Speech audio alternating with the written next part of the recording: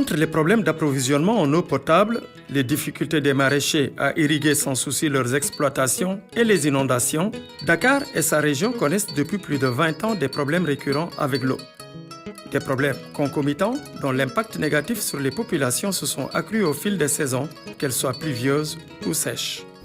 Vous avez suivi donc le programme d'urgence de Dakar qui a permis de renforcer la production au niveau de Dakar en 2015 et une deuxième phase effectivement aura lieu en 2016.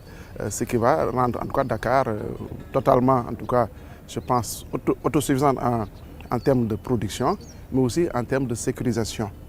Dans cette même dynamique des ODD, effectivement, l'État va initier d'autres programmes. Depuis, les programmes d'urgence succèdent aux programmes d'urgence, améliorant de façon notable l'approvisionnement en eau de la ville de Dakar et de sa banlieue. En effet, entre 2014 et 2015, ce sont 79 000 m3 d'eau par jour que les nouveaux forages mis en service ont permis d'injecter dans l'approvisionnement en eau de la ville de Dakar. À côté, les réseaux de distribution ont été tout autant renforcés. Disponibilité accrue de l'eau et renforcement du réseau de distribution ont donc permis une amélioration considérable du volume d'eau dans des quartiers qui, il y a seulement quelques années, devaient veiller de longues nuits pour accéder à l'eau.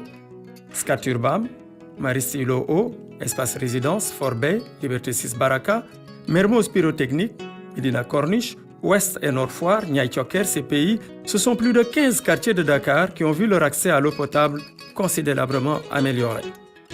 Toutefois, malgré ces efforts, plusieurs localités de la région restent encore sujettes à une distribution intermittente de l'eau. Les Parcelles Assainies, Rufisque, Toubab Dialaw par exemple. Conséquence, dans les 2 prochaines années, la SONES poursuivra ses travaux de sécurisation pour accroître sa production en eau destinée à Dakar et ses environs et maîtriser encore plus son réseau de distribution. Pour atteindre ces objectifs, elle a lancé, avec l'appui du ministère de l'Hydraulique et de l'Assainissement, plusieurs programmes dont la réalisation de 4 forages à Dakar et le renforcement de son réseau prévu avant la fin de cette année. 7 forages seront également réalisés dans la zone de Tasset avec une conduite de 25 km et un nouveau réservoir de 20 000 m3 sera construit sur les collines de Thiès dans un délai de 2 ans. Pour compléter ce dispositif, 2 autres infrastructures de taille, une 3e usine de traitement d'eau potable de 200 000 m3 jour verra le jour à Keur Momar Sarr et une usine de dessalement d'eau de mer sera construite au Mamel. Sa capacité initiale de 50 m3 jour sera extensible à 100 000. Elles devront toutes les deux être achevées entre 2020 et 2021. Ce système de production et d'adduction sera complété par une unité de déferrisation destinée à améliorer la qualité de l'eau dans la banlieue de Dakar en diminuant de façon drastique la quantité de fer qu'elle contient. Ils ont un coût global en sus des programmes intermédiaires de mobilisation via Tasset d'un coût de 420 milliards de francs CFA.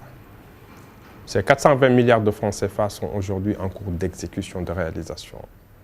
Je le disais tantôt, depuis la réforme, donc en 20 ans, le gouvernement ou les gouvernements ont investi 270 milliards.